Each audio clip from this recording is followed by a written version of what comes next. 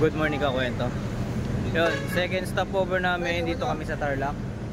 Muna. Hey, bibili tayo ng kape-kape. Yun yung power bank. Stopover muna kami kasi yung mga kasama namin ay nabagsak na. Ayan, tulog-tulog muna sila.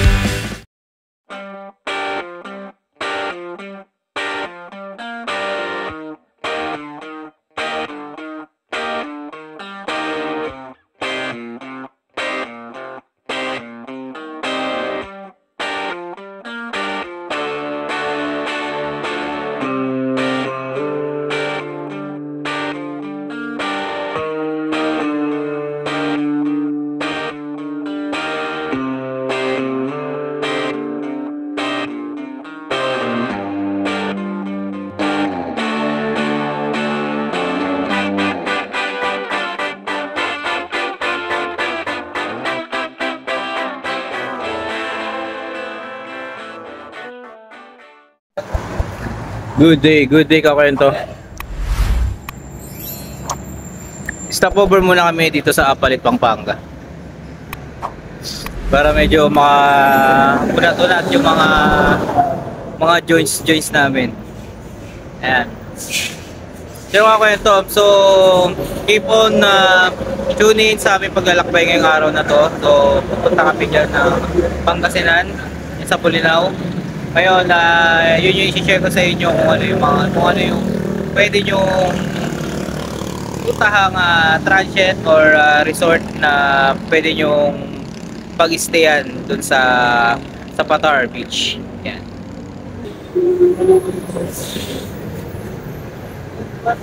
Okay ito. Hindi ko kalala itong mga to eh.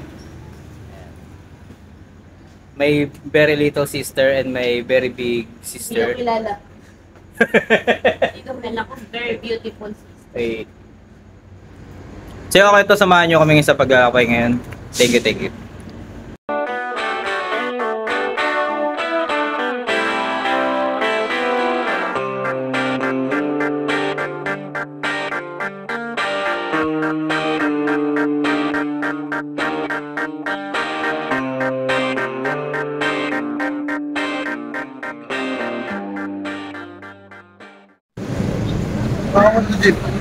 Good morning ka kwento. Yun, second stopover namin dito kami sa Tarlac. Muna. Hey, bibili tayo ng kape-kape. Yun yung power bank. Stopover muna kami kasi yung mga kasama namin ay nabagsak na. Ayan, tulog-tulog muna sila. Isa kasi sa pinaka ever since kakwento na pag-rides natin, nakarating tayo kung saan. Kapag bumiyahe tayo ng madaling araw, bumiyahe kasi kami ng alauna ng madaling araw. Talagang, tas galing pa kami talaga ng trabaho, yung iba. Ay, actually, lahat kami. Yung pagod, tapos buya, syempre, konting preparation, tapos konting idlip. Yung iba, hindi pa talaga natulog. Kaya yun talaga yung kalaban. Kaya much better yung kung tatakbo kayo, kalma-kalmahan nyo lang. Ang takbuhan lang namin kanina, mapalo lang siya ng 60-70. Para at least kung pa-continuous lang siya, makarating lang ng maayos lahat. Tapos yun, pag konting naantok na yung karamihan, yung stopover tulad na ito ngayon. So yung kwento. So yun, kung sa mga rides, kung magadamahin nyo yung mga kasama nyo, hindi lang banat lang kayo ng banat. Siyempre mahirap na, kumbaga, kayo, kung aalis kayo dun sa location nyo na kompleto, dapat babalik kayo ng kompleto. Yun yung pinaka ko talaga moto, kung magaganon, parang sa mga rides para syempre may mauulit, di ba? Mahirap kasi kapag may nangyaring di maganda, huwag naman sana na syempre maihinto yung kagustuhan mo na magpunta ko saan. Kumbaga meron kang trauma, di ba? Ayun nga kwento. So sa lahat ng mga nag-rides grupo, so konting ingat-ingat. Siyempre, kung magkapakiramdaman, ramdamin nyo yung mga kasama nyo kung ano lang lagay. Tapos kung something na, ay kahit isa lang yan na gusto mag-stopover, pagbigyan nyo stopover, siyempre. So yung nga kwento.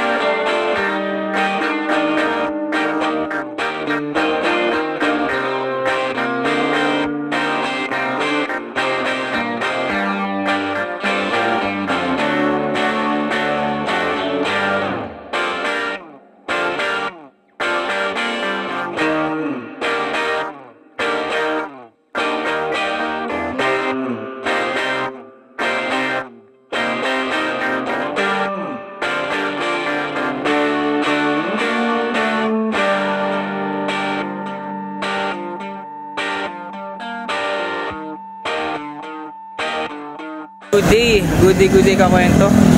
Yung kakwento, so another stopover, pangatlong stopover namin. So kumain na muna kami. Medyo pahinga na rin, yung iba umiidli pa rin. Siyempre para pagdating doon medyo energy. Yung kwento, so napaka-solid ng daan kakwento. Halos tuloy-tuloy, dire-diretso, isang maraming diretsong daan. Grabe ka kwento, napaka-solid. Tapos ka kwento, bukod sa solid yung daan, ganda rin ang tanawin ka kwento. So tuloy pa rin sa panonood ka kwento sa journey namin ngayon, papunta ng Bolinao, Pangasinan. Ayan, so diyan ka lang muna, panoorin mo hanggang dulo ka kwento. Thank you.